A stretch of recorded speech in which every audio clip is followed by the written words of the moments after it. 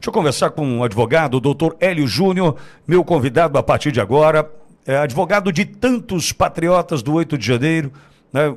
Advogados que se juntaram para atender muitas vezes pro bono, aqueles que precisam desse atendimento, né, profissional de um advogado, enfim, num momento tão difícil para o Brasil, né? Doutor, boa tarde, seja bem-vindo, bom vê-lo por aqui, doutor. Boa tarde, Vitória. Para mim é uma honra inenarrável revê-los também. Seja bem-vindo. Doutor, eu quero falar Obrigado. sobre anistia e dosimetria.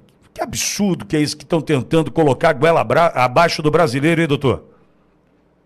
É verdade. Essa dosimetria, o Pitoli, é um projeto mais sem vergonha, mais descarado, mais vagabundo que eu já vi em toda a minha vida.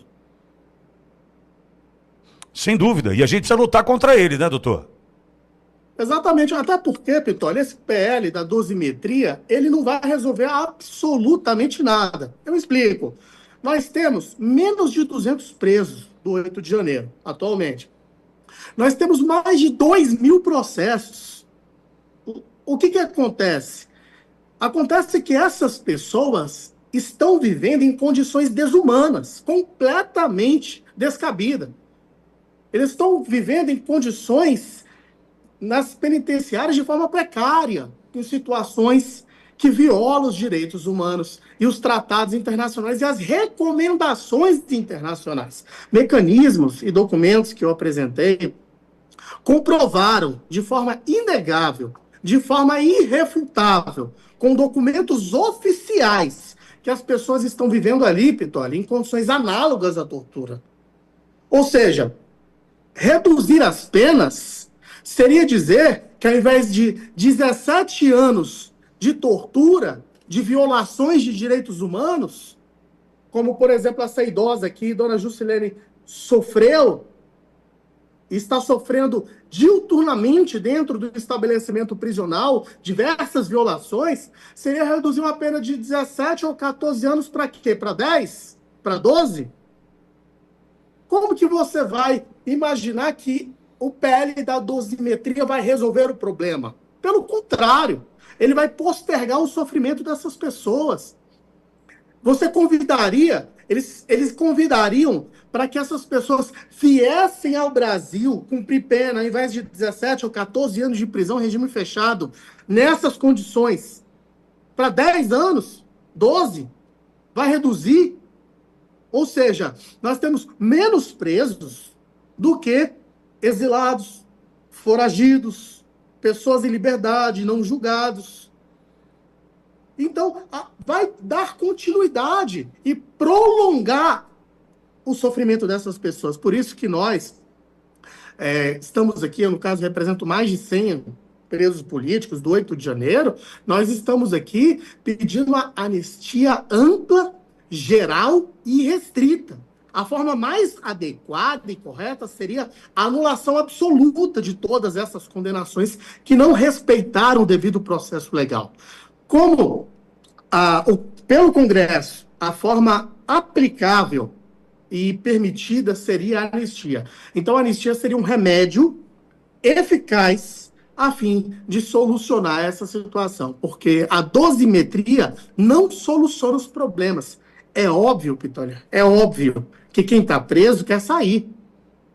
Mas você resolver a situação de 200 pessoas ali que estão em cárceres, ou menos de 200 pessoas, e deixar pendente mais de 2.000 aproximadamente, não resolve absolutamente nada.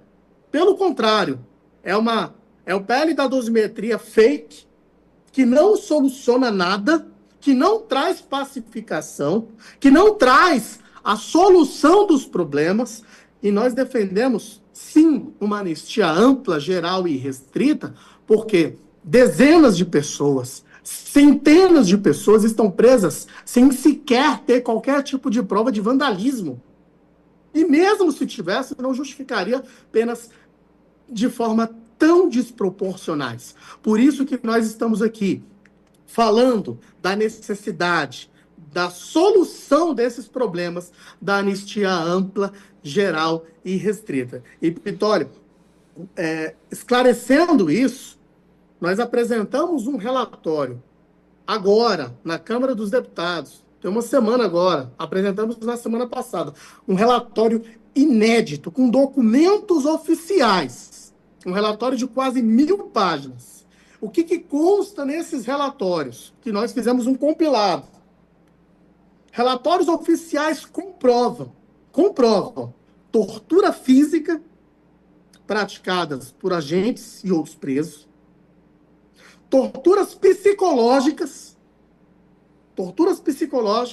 praticadas diariamente dentro dos estabelecimentos prisionais, e nós fizemos um compilado aqui de exatamente diversas violações atestadas pelos órgãos oficiais. Agora não é mais um advogado que está dizendo, são os órgãos oficiais que atestam isso. E para você entender melhor, eu vou contextualizar aqui, ó. Existem, nesses relatórios, negligência médica, mortes evitáveis, ou seja, falta de atendimento médico adequado, alimentação precária. Pasmem. Nós colacionamos o primeiro relatório que foi realizado pela Defensoria Pública do Distrito Federal, que é exatamente esse aqui.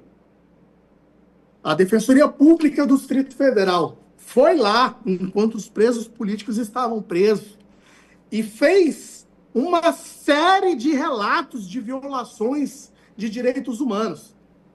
Depois, houve um segundo relatório, que é o relatório conjunto, não sei se dá para ver aí, ó. Relatório conjunto Sim. de monitoramento e direitos humanos. Agora não mais da Defensoria Pública do DF.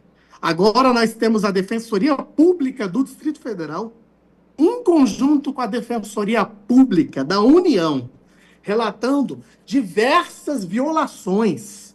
E aqui eu vou mostrar para vocês que todas essas violações de direitos humanos foram entregues nas mãos do ministro Alexandre de Moraes, que tinha ciência que essas violações estavam ocorrendo. Documentos oficiais comprovam isso. E para finalizar aqui, Pitoli, para mostrar que essas denúncias são verídicas, são verdadeiras, são irrefutáveis, tudo e diversas violações foram relatadas aqui, ó, no relatório anual do Mecanismo Nacional de Prevenção e Combate à Tortura. Pasme, esse mecanismo, o que ele faz? Qual é o objetivo? Ele é um mecanismo nacional, presta atenção, olha só, ele é um mecanismo nacional de prevenção e combate à tortura, com a sigla MNP70. Ele visa cumprir uma obrigação internacional assumida pelo Brasil através de um protocolo facultativo à Convenção das Nações Unidas contra a Tortura e outros tratamentos ou penas cruéis, desumanos ou degradantes, promulgado aqui no Brasil por um decreto 6.085. O Brasil, olha isso, se comprometeu por esse instrumento internacional a estabelecer, conforme suas diretrizes, esse mecanismo preventivo de caráter nacional, além de criar outros mecanismos similares nos estados e aqui no DF. E por isso foi promulgada a Lei 12.847. Aqui, eles fazem relatos ainda mais graves, ainda mais sérios, de torturas alimentares. Eles classificaram, e eles não fazem visitas só para os estabelecimentos prisionais onde os presos do 8 de janeiro estão, tá? Eles fazem inspeções em diversos estabelecimentos prisionais. E quando eles estiveram aqui em Brasília para verificar a realidade dos presos do 8 de janeiro, nós tínhamos um sistema colapsado, pessoas presas basicamente umas em cima das outras. Nós tínhamos aqui um cenário que, segundo o próprio ministro Alexandre de Moraes divulgou, 2.172 presas no dia 8 e 9 de janeiro, sendo que 243 foram detidas no dia 8, 1.929 foram presas no dia 9. Nós tínhamos prisões em massa, sem individualização de condutas, e num cenário que eles classificaram o seguinte: essas pessoas foram condenadas à pena de prisão em uma verdadeira, abre aspas, pena de fome. Essas pessoas sofreram torturas físicas, e diz aqui, a população prisional estava emagrecida, com sinais de desnutrição, submetida a longos períodos diários de jejum. A alimentação que eles verificaram aqui, tiraram foto, diz que era de péssima qualidade, não tinham condições nenhuma de alimentação, e eles classificaram, figura 32 do relatório, comida imprópria para o consumo e descartada. Eles pegaram essa comida e jogaram fora. E nesse cenário que nós visualizamos, Vitório, sabe o que aconteceu? Eu vou falar aqui para vocês, vocês vão ficar surpresos.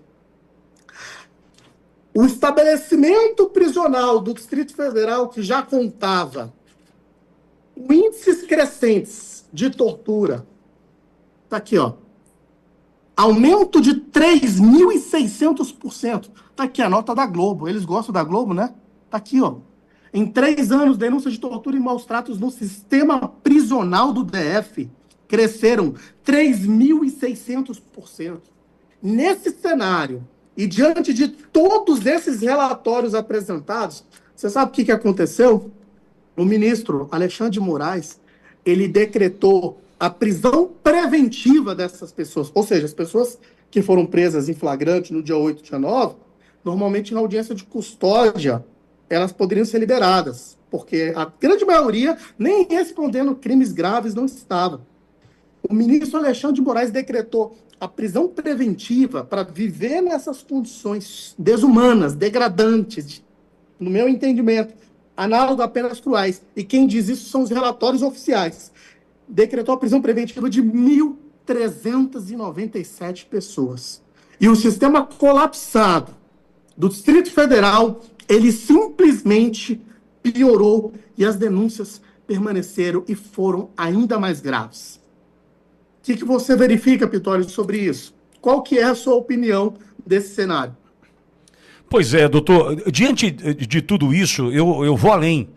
A tortura que nós vivemos naquele campo de concentração no 9 de janeiro, a tortura que vivemos dos presos do 8 que foram colocados dentro daquela emboscada, dentro daquela armadilha, criada pelo sistema com helicópteros que atiravam contra esses manifestantes, jogando-os para dentro dos prédios. E aí a gente tem, por exemplo, a auditoria / vistoria no Senado, que deu conta apenas da falta de um parafuso de microfone. Exemplo desse aqui. O que essas pessoas foram fazer na cadeia? O que essas pessoas, por exemplo, agora com as denúncias de Eduardo Tagliaferro, né, o áudio do Ayrton Vieira, não, vão ter o que merecem, que é a prisão mesmo. Diante de tudo isso, qualquer coisa dali para frente é um absurdo. E a gente insiste em viver esse absurdo. Agora, com relação à dosimetria e anistia, doutor, me perdoe se eu estiver avançando aqui, mais do que o senhor imaginava, mas eu preciso dizer o seguinte: essas pessoas estão sendo torturadas de novo. De novo. Porque falar para mim que uma mulher que foi condenada a 14, 15, 17 anos de prisão, não, fique tranquila, sua pena agora vai ser de 10 anos. Que tranquilidade eu dou para uma mulher de 74 anos, que teve a pena reduzida de 17 para 10 anos, é condená-la à morte do mesmo jeito. Para uma mãe que vai passar 10 anos longe dos seus filhos pequenos, isso também é uma tortura. Ou seja, o absurdo continua, doutor. O absurdo continua. E para vocês verem que os relatórios oficiais comprovam isso, Pitório, o que eles classificaram nessa documentação oficial? Os integrantes de um órgão aqui oficial. Eles falaram, presencialmente, verificando as condições das penitenciárias, eles falaram, abro aspas, não, isso é um cenário que caracteriza um quadro sistêmico de torturas. estão dizendo o seguinte, que essas prisões foram legais, tiveram ampla defesa, tiveram contraditório. Esses dias aí, Pitório, você viu o presidente do Supremo Tribunal Federal, ministro Luiz Roberto Barroso, dizendo que no Brasil não existe ditadura, porque em ditaduras existe tortura, e no Brasil não tem tortura. O que eles me falam? O que eles me falam de uma nota documentalmente comprovada que só no Distrito Federal o índice de tortura aumentou 3.600%. O que eles me falam quando pessoas idosas, que é o caso da senhora Juscelene, que foi colocada em cela com mulheres faccionadas, que agrediram ela brutalmente espancada, uma idosa, por suas convicções políticas. Sabe o que aconteceu, Pitório? Lá no estabelecimento prisional, deram um papel para ela e falaram assim, assina isso aqui, ó. Obrigaram ela a assinar um documento, ela dizendo que se sente segura dentro de um presídio, com mulheres faccionadas. Ela com medo assinou. Sem a minha presença. Doutor, pera um pouquinho. Santa Catarina, não é? Florianópolis? Santa Catarina. Pô, mas Jorginho Melo não é um governador de direita, conservador? Eu imagino que quem cuida do Estado, do sistema prisional é o Estado, né? Sim. O que está acontecendo aí? Tem algo errado, hein? Vitória, o que eu sei é que jogaram essas presas políticas e por divergência política. Ela me falou isso. Sou advogado dela. Eu tô aqui eu tenho um compromisso com a verdade. Ela me falou que por divergência política ela foi brutalmente espancada. E lógico, ela tem medo. Aí ela assinou o documento dizendo que se sente muito bem tratada dentro do estabelecimento prisional. É igual um refém do Hamas assinar um documento dizendo que foi bem tratado pelo Hamas. Um refém de Israel assinar um documento. E isso gente, é sem precedentes. O que estão fazendo com essas pessoas é uma perseguição política sem tamanho. É uma brutalidade, é uma crueldade, é uma situação sem precedentes o que está acontecendo com essas pessoas. Nós estamos aqui, Pitório, é claro que quem está preso quer sair da cadeia. É óbvio isso, é óbvio. Mas continuar preso... Hoje eu falei com a dona Juscelene, por exemplo. Hoje eu falei com ela. Falo por videoconferência. É lógico que as pessoas querem sair da cadeia. Mas elas não querem que a pena permaneça. Ora, qual é a prova que a dona Juscelene, uma idosa, queria dar um golpe de Estado? Até hoje não conseguiram me explicar como que uma idosa vai dar um golpe de Estado, uma senhora que não consegue nem se defender dentro de uma cela, sem armas, sem ter vandalizado absolutamente nada no 8 de janeiro. Como que uma idosa dessa vai dar um golpe de Estado? Mas, doutor, a gente precisa caminhar para o final. Eu só quero fazer um pedido aqui. Jorginho Melo, Santa Catarina. Bons deputados, eu tenho o Seif, né, senador, Espiridião Amin, senador pelo estado de Santa Catarina. Veja, ou a gente entende que ninguém pode ficar para trás, ou eles vão nos engolir. O que eu estou tentando mostrar é o seguinte: quantos são os presos agora, os patriotas do 8 de janeiro, numa condição desumana, subhumana, análoga à tortura nos presídios de Santa Catarina? Tem meia dúzia. Por a gente precisa lutar pelos 6. Em São Paulo são 18. Precisamos lutar pelos 18. Veja, nós precisamos erguer uma voz que não é só do senhor, que está fazendo um trabalho incansável há quase 2 anos e 10 meses.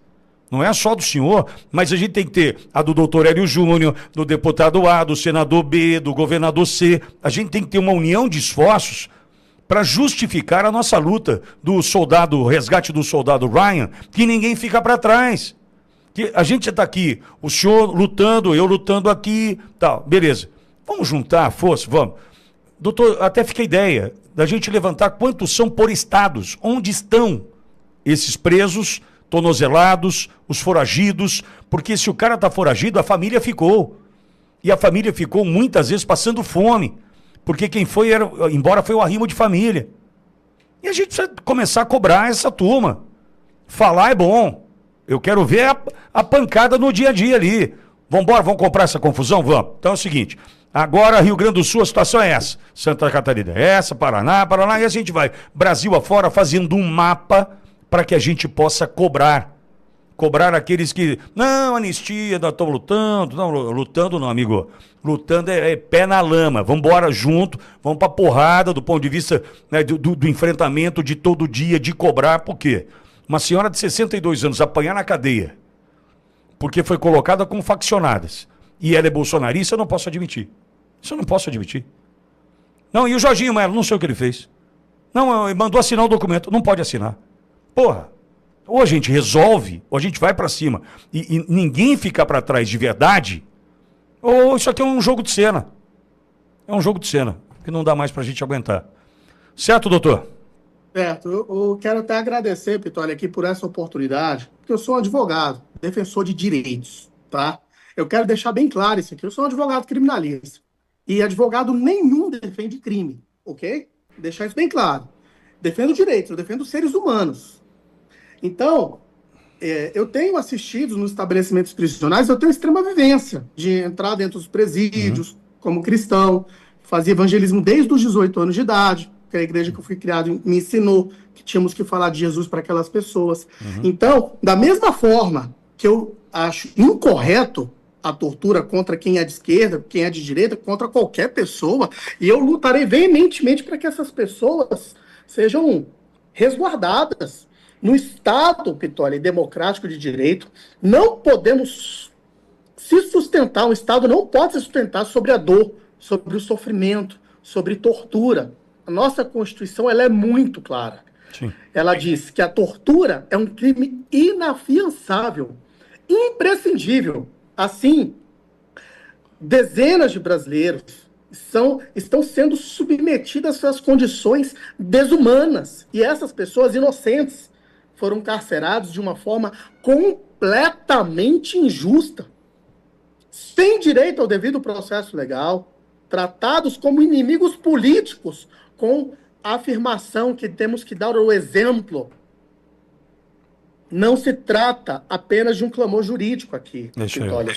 É um apelo moral, é um apelo humano, patriótico. A anistia ampla, geral e irrestrita não é uma concessão, é necessidade urgente para reparar todo tipo de injustiça e resgatar a dignidade de famílias que foram completamente destruídas pela perseguição e pelo abuso de poder. A anistia, sim, é um caminho para a pacificação nacional, é um reencontro do Brasil consigo mesmo, é a vitória da liberdade sobre todo tipo de opressão. Chega de silêncio diante das dores dessas pessoas, de fechar os olhos para a verdade. É hora de dizer com coragem: anistia, imediatamente já. Boa. Doutor Hélio Júnior, obrigado, viu, doutor? A gente segue junto na batalha. Se o senhor puder fazer esse levantamento, não sei se é possível. Onde Nós estão? já temos, eu vou te mandar. Vão cobrar, pô. Tem que cobrar. É muito fácil falar, a gente precisa lutar. Obrigado, doutor. Um abraço. Tamo junto. Muito obrigado pela entrevista e agradeço a oportunidade. Eu que agradeço.